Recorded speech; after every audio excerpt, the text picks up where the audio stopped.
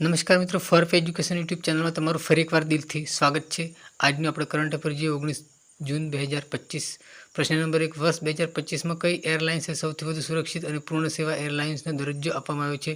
તો જવાબ છે એર ન્યૂઝીલેન્ડ। પ્રશ્ન 2, તાજેતરમાં કયા રાજ્યે રાજ્ય બજેટનો 8% સ્વાસ્થ્ય માટે ફાળવ્યો છે, જે ભારતમાં સૌથી વધુ છે? તો જવાબ છે મેઘાલય।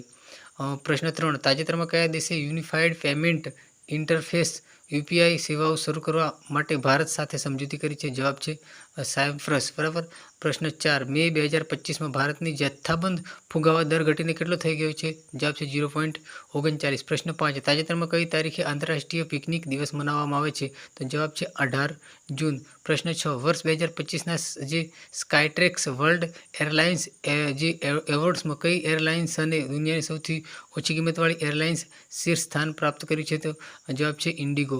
પ્રશ્ન 7, હાલમાં 95 વર્ષની વયે જે પ્રસિદ્ધ કથક નૃત્યાંગના અને પદ્મ વિભૂષણ પુરસ્કારથી સન્માનિત વ્યક્તિનું નિધન થયું, તેઓ કોણ હતા? તો કુમુદિની લાખ્યા। પ્રશ્ન 8, તાજેતરમાં કયા રાજ્યમાં શિક્ષણને પ્રોત્સાહન આપવા માટે થક્કેલિકી વંદનમ યોજના શરૂ કરવામાં આવી છે? તો જવાબ છે આંધ્ર પ્રદેશ। આગળ જોઈએ આપણે કે પ્રશ્ન 9, તાજેતરમાં કયા રાજ્યમાં ઔદ્યોગિક વિકાસને પ્રોત્સાહન આપવા માટે ઔદ્યોગિક ક્રાંતિ શરૂ કરાઈ છે? તો પંજાબ।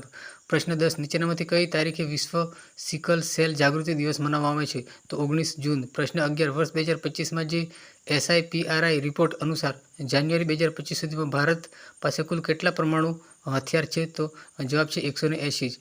પ્રશ્ન 12, તાજેતરમાં અલ્યાવતી જે લાંગ કુંભરેને કયા દેશના ભારતીય રાજદૂત નિયુક્ત કરવામાં આવે છે? તો જવાબ છે ઉત્તર કોરિયા। પ્રશ્ન 13, તાજેતરમાં રેલ મંત્રી અશ્વિની વૈષ્ણવે કયા ભારતના સૌથી મોટા ગતિશક્તિ કાર્ગો ટર્મિનલનું ઉદ્ઘાટન કર્યું છે? જવાબ છે માનેસર।